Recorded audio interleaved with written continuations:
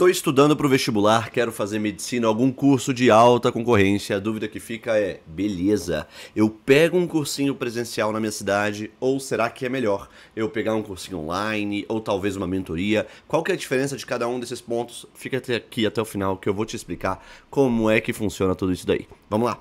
Para você que não me conhece, meu nome é Gustavo Cunha, eu sou professor de física e hoje eu atuo como mentor. Eu atribuo toda a minha entrega diária, eu parei de dar aulas de física, a fim de atribuir todo o meu tempo para mentoria. Você vê, hoje eu atuo como aquele cara que vai fazer o diagnóstico e te dar o melhor caminho para você ser aprovado. E diante disso, vou defender o meu ponto sim, mas vou defender os outros pontos. Então esse vídeo não é só um merchan, não. Olha só, quando a gente avalia, por exemplo, um candidato que quer fazer um pré-vestibular, e esse pré-vestibular ele está presencial, na cidade que você está querendo estudar.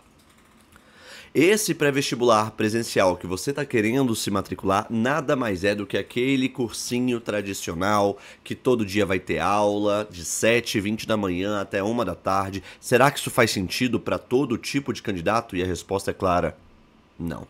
Não faz. E eu venho com uma frase muito importante desde que eu me tornei mentor, eu uso muito ela, que é assim, ó, aula é importante? Sim, para quem precisa dela. Mas tem muitas aulas que, dependendo do tipo de candidato que está querendo assistir, aquela aula não se faz importante. E é claro que o cursinho tradicional não vai falar isso para você. Ele vai ficar caladinho na dele, porque ele tem que vender e ele tem que agradar o professor. O pré-vestibular hoje em dia, ele é muito voltado para aquele professor que é muito ali, ó, minha aula só é boa se minha sala estiver cheia. A gente tem que trabalhar no pré-vestibular com esse ego de professor, que muitas vezes existe, o professor às vezes é realmente muito bom, mas a minha aula só é boa se a minha sala estiver cheia. É sempre esse o pensamento de um professor. Eu digo isso até pra mim, que já fui professor de pré-vestibular durante muitos anos e hoje atuo apenas como mentor, e a minha visão era, cara, a minha aula só está boa se a minha sala estiver cheia. Diante disso, então, o pré-vestibular tradicional da sua cidade que você está olhando, ele vai sempre focar na aula. E muitas vezes eu vejo muitos sistemas de ensino e muitos cursinhos famosos obrigatórios, né? Eles colocam como obrigatoriedade você ter que ir para esta aula. Todas as aulas, as 6, 7 aulas que você tem. E olha como é importante a gente refletir. Pensa comigo, na escola. Na escola você tem 6 a 7 aulas de manhã. Beleza. Só que nessa escola que você tem 6 a 7 aulas de manhã, a gente tem educação física, a gente tem a apresentação do trabalho de artes, a gente tem ali a aula de espanhol que você não dá muito. Perdão aí, professor de espanhol, mas às vezes você não dá tanto valor. Então existem ali algumas atividades referenciadas à aula que você acaba descansando. Então uma apresentação de trabalho, algo em grupo, fazendo umas... Então não são 6, 7 aulas de conteúdo. Não são 6, 7 aulas de excesso ali, de coisa para você aprender e consumir. E na escola é muito mais tranquilo, né? Uma matéria que no cursinho eu dou em 50 minutos, na escola eu dou em 3 semanas. Então é realmente muito diferente. Agora, quando eu vou para um pré-vestibular tradicional, eu tenho ali 7 aulas, 7 matérias que eu tenho que entregar conteúdo, porque os meninos estão com sangue de conteúdo nas 7 aulas, 6 aulas. E diante disso, isso acaba deixando a gente em 1 mês, 2, 3 meses, exaustos. Quer ver um mês que mais dá um pico, depois de janeiro e fevereiro, claro, que é o início das matrículas, mas mais dá um pico de matrícula dentro do meu trabalho de mentoria?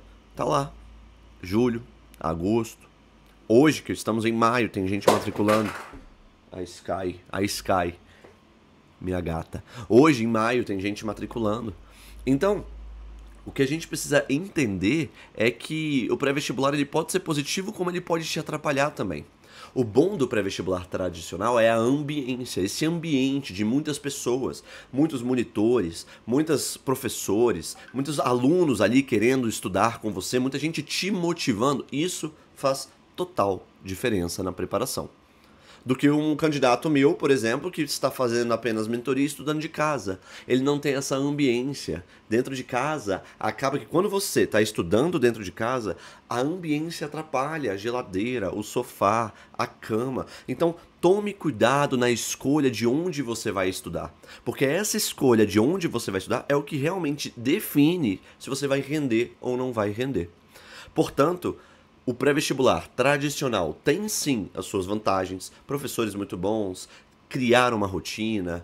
Mas tem também as desvantagens, que é você ter a obrigatoriedade de ir para a aula, é você ficar cansado, e acaba que aquelas aulas são sempre as mesmas, e se você está no segundo ano de cursinho, você está vendo as mesmas piadas, então é importante a gente trocar isso. Vamos falar agora sobre os cursinhos online. Olha, eu sou super a favor. Hoje na internet a gente tem uma renca de coisa disponibilizada para nós, massa, mas diante de todos os cursinhos online que nós temos, a escolha é essencial de um cursinho bom e você poder estudar diante de um cursinho online que você confie, que tenha banco de questões, que tenha uma correção de uma redação, talvez, que tenha, por exemplo, professores muito bons, ali dentro daquele cursinho online é muito bom e positivo para um candidato de média, baixa ou alta performance utilizar esse cursinho online no momento que ele precisa, no momento que ele tá lá, cara, eu preciso assistir uma aula daquele conteúdo, tá lá o pré-vestibular online com as videoaulas gravadas. Aí no YouTube não tem? Temos. No YouTube só é um pouco mais difícil de achar, um pouco mais difícil de encontrar ali um professor que você goste mais, encontrar o nome da aula exata que você precisa. O pré-vestibular online organiza tudo aquilo para você. Tá, Gustavo. E qual que é o malefício do pré-vestibular online? É que normalmente quem compra o pré-vestibular online tá estudando de onde? De casa, pô. E aí se a pessoa tá estudando de casa, a gente volta naquele outro tema de ambiência. Então, o pré-vestibular online, somente ele, com uma cabine de estudos, pode ser positivo. O pré-vestibular online, somente ele, só que em casa, eu já não acho tão fácil da gente estudar. Depende do perfil de candidato. Eu conheço candidatos que estudaram o ano passado inteiro em casa e foram aprovados em medicina nesse último Enem. Eu conheço candidatos que foram estudar sozinhos em casa e no meio do ano vieram procurar até mim um local para poder estudar.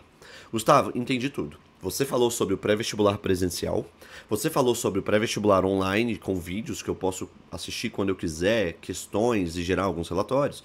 E agora vamos falar da mentoria. O que é a mentoria, galera?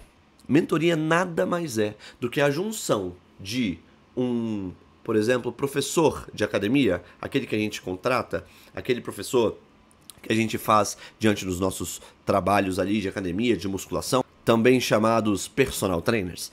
Então, a academia é um personal trainer juntando um profissional da saúde nutricional, um nutricionista.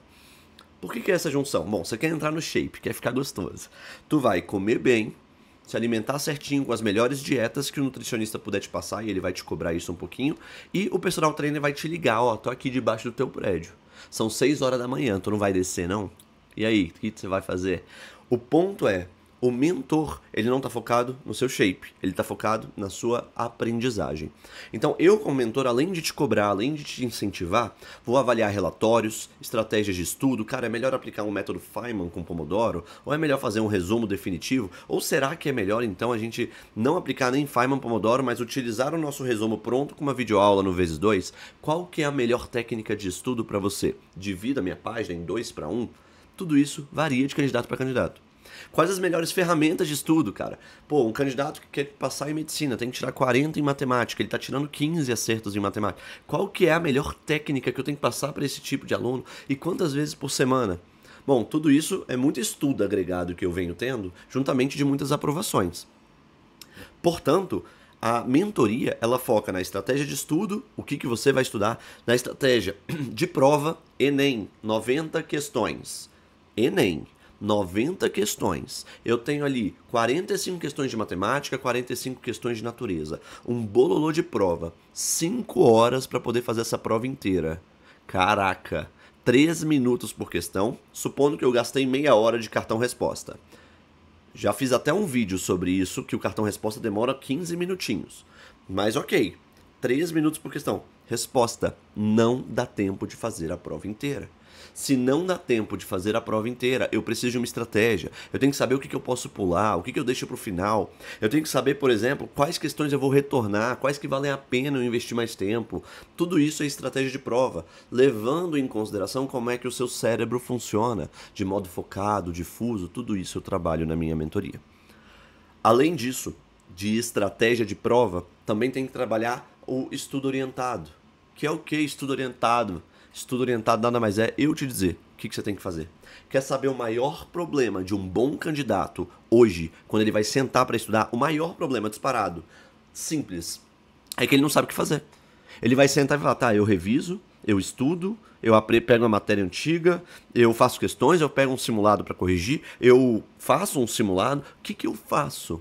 E esse ponto de estar perdido nesse momento é o que massacra o bom candidato. Que ele vai perdendo tempo tentando se organizar, ele se organiza 2 semanas, aí perde mais tempo para se organizar.